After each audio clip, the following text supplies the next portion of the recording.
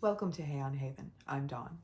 Today we are discussing Chapter 16 of the Tale of Genji, Sekiya. We'll start with our usual summary for shared context. The former Iyo deputy was appointed to Hitachi and took his young wife, Utsutsume, the lady of the molted cicada shell, with him. No messages passed between her and Genji after she left the capital. After hearing of his exile, she wanted to write, but had no trusted messenger. On the last day of the 9th month, the last day of autumn, Genji sets out for Ishiyama on pilgrimage, and his procession crosses that of the former Iyo deputy returning from Hitachi at the barrier house at Osaka. The former deputy's procession gives way to Genji's. Genji sends a message to Utsutsume. After returning from his pilgrimage, Genji sends a letter and a poem via the lady's brother, and she replies in kind. From then on, Genji would occasionally send her letters. The former deputy is succumbing to old age. He begs his sons to look after his young wife and dies without extracting any promises. Though she was mostly ignored, the youngest son shows amorous intent, and with no options and no warning to anyone, Utsutsume becomes a nun. The youngest son rails against her, asking how she will even manage on her own. This chapter takes us from before Genji's exile to well after his return to power, and centers on catching the reader up on the life of Utsutsume, the lady of the molted cicada shell. We'll start our analysis with a comparison of the titles given by each of our translators. We have two groupings, one centering on the place, Suematsu's Barrier House, Seidensticker's The Gatehouse, and Washburn's The Barrier Gate, and the other centered more on what happened there, Waley's A Meeting at the Frontier and Tyler's At the Pass. The Japanese is Sekiya, which Tyler translates as barrier post staffed by a barrier guard, and alludes to the Osaka barrier between Kyoto and the provinces to the east. This is the setting for the main scene of the chapter, near the barrier gate, the place where the two processions cross each other. The specific place where the processions crossed is Uchide no Hama, according to Seidensticker, Uchide Beach by Tyler, and the beach at Uchide by Washburn. The Ama part of Uchide no Hama means beach. This particular bit of beach is on the southern shore of Lake Biwa. Our translations are all a little different, but essentially the same. I want you to keep the place name of Uchide in mind. We're going to come back to that. Our author was very explicit with the date for the opening scene, the last day of the 9th month. All of our translators, save one, presented it as that. Suematsu has his usual shift in calendar, calling it the last of September, once again translating the lunar calendar straight to the Gregorian without adjusting for the differences in months and number of days in each, and the major difference in when the new year begins. Of note, the last day of the 9th month, modernly the beginning of November, is the last day of autumn. We're told of brightly colored autumn leaves and grasses wilted by frost. Back to differences. Our lady's younger brother is described as having been cared for at court by Genji, serving as one of his retainers, until a certain point in his career. Our translators approach this a little differently. Suematsu says it is up to the time of his becoming a man, while Waley only talks of the young man owing everything to Genji. Seidensticker and Washburn say essentially that Genji got him to the 5th rank before his troubles started, and Tyler says until he first wore the cap of office. After that, the young man, in order to avoid being associated with Genji's scandal, left to serve the Hitachi deputy, his brother-in-law, and his sister. We have more differences to examine in clothing, so let's jump in. There are two clothing references in this chapter. The first is a description of women's clothing. Waley erroneously says that it is a blaze of shawls, scarves, and gaily colored favors protruding from their windows. He made this mistake previously when describing Idashiginu, also known as Uchide and Uchide no Kinu.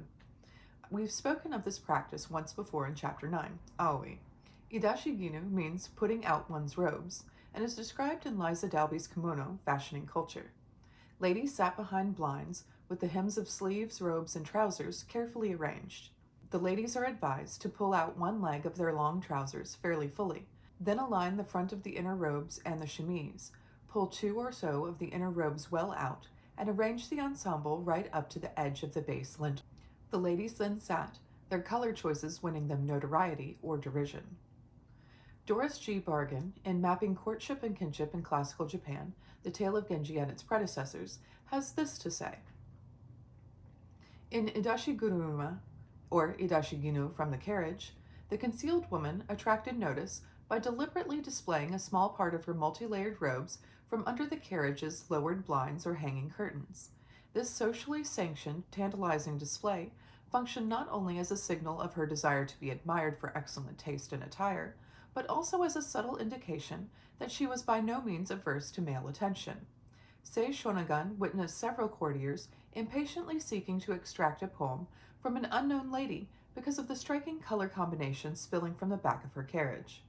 Idashiguruma led to the practice of having one set of sleeves cut larger specifically for this purpose. Shonagon rails against this in her pillow book. I cannot stand a woman who wears sleeves of unequal width. If she has on several layers of robes, the added weight on one side makes her entire costume lopsided and most inelegant. But I digress.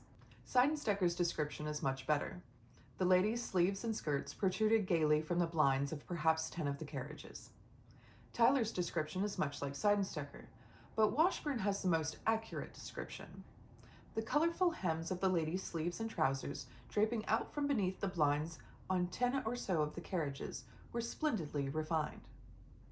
Washburn is our only one to mention trousers. These are nagabakama or haribakama, exceptionally long leg trousers that you walk inside of. Have you ever put on a pair of pants that were entirely too long? It's an interesting experience and can be a little tricky on stairs. Now, idashiginu has another name, uchide, or uchide no kinu. The reason I bring this up is something that I think was very clever on Murasaki Shikibu's part. The place where the overlapping of processions happen is uchide, as discussed earlier. So we have uchide no kinu at uchide no hama. I think that Murasaki Shikibu was playing on the similar sound of the place name and the thing that was occurring there. And I found that delightful. I may be wrong. It's not something any of the translators pointed out, but I think I'm right. This kind of wordplay by association, the homophone, is very common in poetry, and I think it adds an extra layer of poetic intent in how our author put this chapter together. Our second clothing reference is in Genji's procession. His men pour and stream over the hill. That's Seidensticker and Washburn, respectively. I loved the reference to flowing water they both have. It really helped make the passage describing the procession more vibrant. These men are wearing hunting robes with harmonious embroidery and dappled cloth. That was Washburn. Tyler says embroidered or tie-dyed, and Seidensticker describes travel livery, damasks, and dappled prints.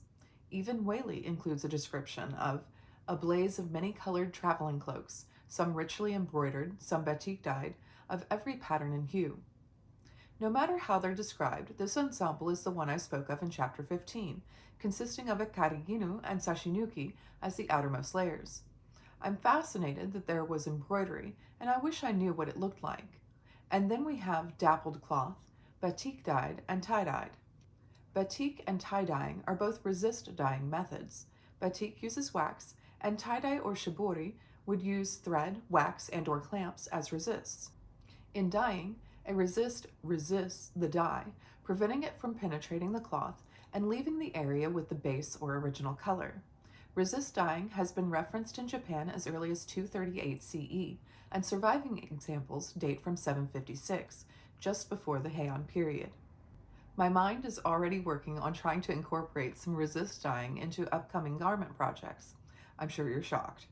I do have some rather specific fabric decorating I hope to complete by the end of January. If I manage it, I'll share that in a special bonus video, but there is a very important project in the queue ahead of it. Generally, I'm feeling the same way towards our translators as I did at the beginning. Suematsu is frustrating for what is left out, though still worth reading or listening to, but I'm glad I only have one more chapter with him. Waley is old-fashioned, and I dislike his treatment of the poetry. Seidensticker, Tyler, and Washburn are all quite good. Tyler is still my favorite, and Washburn has absolutely claimed my number 2 spot. I've enjoyed the past 2 chapters as our narrator catches us up on the lives of some of the women in Genji's orbit. It's a fascinating look into what the lives of Heian noblewomen might have been like. I found chapter 16 especially satisfying. Even though it's quite short, there were still references to all the things I'm looking for. What stood out for you in this chapter? Let me know in the comments. Thank you for watching. Join me next time for chapter 17, Eowase, a picture competition. Subscribe if you'd like to explore the Heian period of Japan with me through the Tale of Genji.